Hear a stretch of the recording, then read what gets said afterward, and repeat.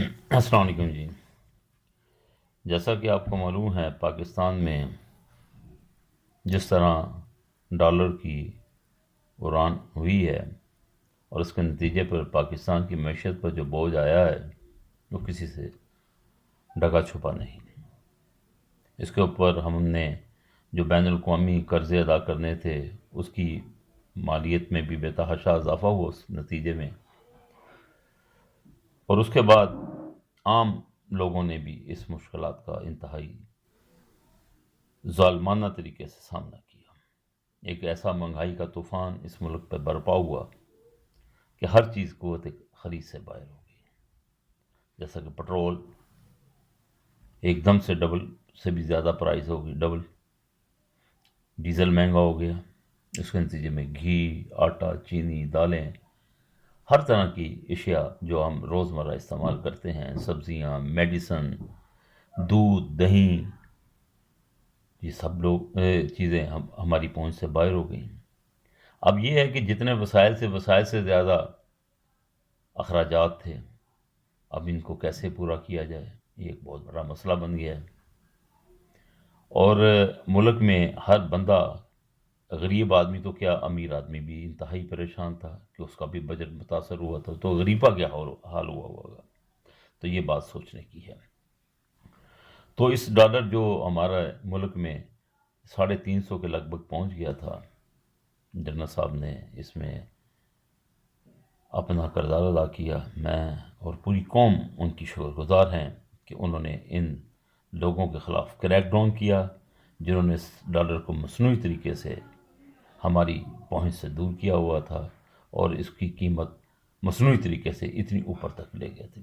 یقیناً یہ لوگ پاکستان کے اور پاکستانی قوم کے لیے مخلص لوگ نہیں ہیں، یہ اس قوم کے غدار ہیں، اور ان کو کیفے کردار تک پہنچانا جنرل صاحب کی ذمہ داری ہے، کیونکہ انہوں نے جو اتنا بولڈ سٹیپ لیا ہے۔ ویسے تو اصولی طور پر ہمارے جو ادارے اس ملک میں موجود ہیں، ان کی ذمہ داری تھی کہ یہ سارے حالات کو دیکھیں اور اس کا جائزہ لیں کہ یہ کرنسی بلا وجہ کیوں اوپر ڈالر جا رہا ہے، تو اس کو روکا جائے۔ لیکن ان کی خاموشی بھی ایک سوالیہ نشان بن کے رہ گئی ہے کہ وہ کیوں خاموش تھے اس کے اوپر۔ تو آخر کار ہمارے آرمی چیف کو اس معاملے میں کودنا پڑا، اور انہوں نے ایسا ایک مثالی اقدام کیا جس کے نتیجے میں ڈالر بڑی تیزی کے ساتھ واپسی کی طرف آ رہا ہے۔ تو انشاءاللہ تعالی ہم امید رکھتے ہیں اس کی جو اصل ورتھ ہے اس ڈالر کی، وہ 200 کے راؤنڈ اباؤٹ میں ہے، اور امید کرتے ہیں کہ انشاءاللہ تعالی اسی پر ہی واپس آئے گا۔ تو جنرل صاحب کو ہماری پوری قوم کی طرف سے سلام ہے کہ جنہوں نے ہمیں اس مشکل سے نکالا، اور بلکہ اس ملک کو اس مشکل سے نکالا، جو اتنا قرضوں کا بوجھ ہمارے اوپر بلا وجہ ڈالر کی چڑھاؤ کی وجہ سے چڑھ گیا تھا، وہ اس سے ہمیں نجات حاصل ہوئی اس قوم کو۔ تو بات یہ ہے کہ اب اس نتیجے میں جتنی مہنگائی ہوئی تھی، ظاہر ہے اسے بھی اسی شرح سے واپس آنا چاہیے۔ یہ بھی ایک المیہ ہے کہ مہنگائی اسی طرح ہی ہے۔ اب تو پٹرول بھی واپس آ گئے ہیں۔ اب یہ جو پرائسز انکریز ہوئی تھی روزمرہ کی اشیاء کی، ان کا واپس آنا بھی ضروری ہے، لیکن نظر نہیں آ رہا کچھ ابھی تک۔ تو ہماری تو یہ اب جنرل صاحب سے یہ درخواست ہے کہ ان لوگوں کے خلاف بھی کریک ڈاؤن کیا جائے جنہوں نے اس ملک میں بے جا مہنگائی کی ہوئی ہے، اور اپنے اداروں کو متحرک کریں، اور ایسے بدعنوان جو آفیسر ہیں ان کو ان ذمہ داریوں سے الگ کیا جائے، اور ایک اچھی شہرت والے لوگ تعینات کیے جائیں تاکہ عام آدمی کو ایک ریلیف حاصل ہو سکے۔ اور کم از کم میں یہ سمجھتا ہوں کہ جتنی یہ پرائس اوپر گئی ہیں، 40 سے 50% ان کا واپس آنا انتہائی ضروری ہے، اور پوری قوم آپ کی طرف دیکھ رہی ہے کہ یہ کب ہوگا۔ اصل میں جو ڈالر ہے نا جی، یہ ایک بہت بڑا مسئلہ بن گیا ہے ہمارے ملک میں۔ اب یہ جتنے لوگ بلیک منی رکھتے ہیں اپنے پاس، ان کے پاس سب سے زیادہ محفوظ ذریعہ ڈالر ہے، جس نے کرپشن کر دی ہے وہ ڈالر اپنے پاس رکھ لیتا ہے، جس نے اپنی انکم کو چھپانا ہے اور اپنی اماؤنٹ کو شو نہیں کرنا وہ ڈالر اپنے پاس رکھ لیتا ہے، کیونکہ ڈالر تو کی جو ہے بڑھنے کی شرح وہ ہماری کرنسی سے تو زیادہ ہی ہے، کہ ہمیں جو بینکوں نے پرافٹ دینا اس سے زیادہ تو اس کی اتراؤ چڑھاؤ میں ہمیں مل جاتا ہے اس کی ٹریڈنگ میں. تو اس لیے ڈالر ایک بہت جو ہے نا جی سیف تجارت بھی ہے اس حوالے سے، اور جو ہے نا حکومت کی نظروں سے اوجھل بھی ہے، کیونکہ یہ ایک کوئی سسٹم کا تو باقاعدہ حصہ نہیں ہے، یہ اوپن مارکیٹ سے خریدتے ہیں، اوپن مارکیٹ میں بیچ دیتے ہیں. تو اس کے اوپر ڈالر کے اوپر جو ہے نا جی ہماری حکومت کو کوئی پالیسی بنانی پڑے گی، اور یہ پالیسی جو ہے نا میں سمجھتا ہوں کہ ڈالروں کو کی اس تجارت کو روکنے کے لیے سرکاری بینکوں کے حوالے سے جو ہے نا جی اس ڈالر کی ڈیلنگ ہونی چاہیے. اوپن مارکیٹ میں ڈالر کی جو خرید و فروخت یہ منع ہونی چاہیے، کوئی شخص نہ یہاں سے اوپن مارکیٹ سے ڈالر خرید سکتا ہے نہ ہی فروخت کر سکتا ہے. وہ جس نے ڈالر چاہیے وہ بینک کو اپنی ضرورت بتائے اور بینک اس کی ضرورت پوری کرے گا، اور اس کے نتیجے میں یہ ہوگا کہ جو مارکیٹ میں جو ڈالر کی اسمگلنگ ہے وہ بھی رک جائے گی.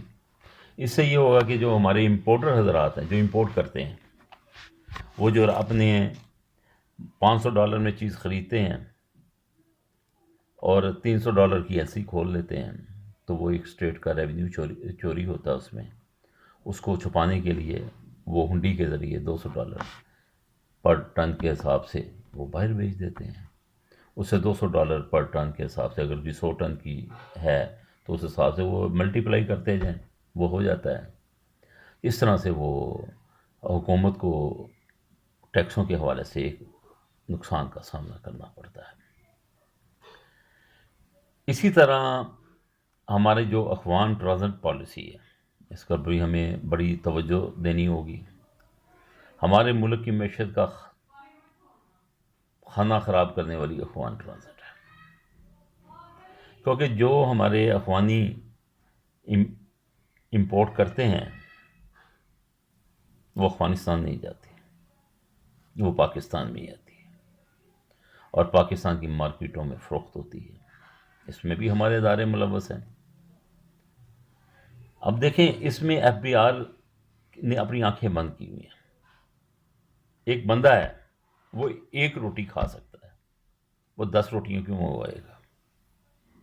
ایک بندہ ہے اسے 1 لیٹر پٹرول کی ضرورت ہے، وہ 100 لیٹر کیوں منگوائے گا؟ ایک بندہ ہے اس کو 1 ٹیبلٹ کی ضرورت ہے، وہ 100 گولیاں کیوں منگوائے گا؟ یہ ایک سوالیہ نشان ہے. ہمارے اداروں کو اس کے حوالے سے سوچنا چاہیے کہ افغانستان میں جو چیزیں استعمال ہی نہیں ہوتی، جن اشیاء کی وہاں ضرورت ہی نہیں ہے، وہ بھی امپورٹ ہو رہی ہیں. بھی انہوں نے کہاں اس کی کھپت کرنی ہے، کسی کو کوئی پتہ نہیں ہے. تو ان چیزوں کا یعنی کہ جو انڈسٹری افغانستان میں موجود نہیں ہے اس کی چیزوں کا پاکستان کا آنا ایک سوالیہ نشان ہے. لیکن ہمارے ادارے اتنی جستجو نہیں کرتے. وہ کیوں نہیں کرتے؟ اس کے پیچھے ایک تاریخ ہے کہ ان کے اپنے مفادات ہیں.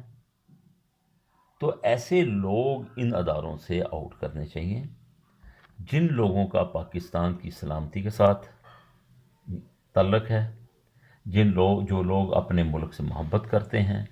ایسے لوگوں کو ایسے اداروں کے ذمہ داری سونپی جائے اور ایسے بد کردار عناصر کو بالکل پکچر سے ہٹا دینا چاہیے کہ جو اپنی کرپشن کے لیے پاکستان کی سالمیت کو داؤ پہ لگا دیتے ہیں. اور اس کے نتیجے میں کیا ہوتا ہے؟ جتنی افغان ٹرانزٹ ہوتا ہے اس میں وہ ہمیں صرف پاکستان کو راہداری دیتے ہیں. اب اس راہداری کے بعد ان کی ظاہر لامحالہ جو قیمتیں ہیں، پرائسز ہیں، وہ ہمارے امپورٹر سے تو کم ہوگی. تو اس کا نتیجہ یہ نکلتا ہے ہمارا امپورٹر جو ہے ان کا مقابلہ نہیں کر پاتا، تو لہٰذا وہ آؤٹ ہو جاتا ہے. اب ہماری جتنی بڑی مارکیٹیں ہیں اس کے اندر افغان ٹرانزٹ کا مال بک رہا ہے اور یہ لوگ ہماری ساری مارکیٹوں پر چھائے ہوئے ہیں. تو اس میں پاکستانی عوام کا بھی نقصان ہو رہا ہے، ملک کے ریونیو کا بھی نقصان ہو رہا ہے، اور ایک غیر ملکی لوگ ہمارے اوپر مسلط ہوئے ہیں.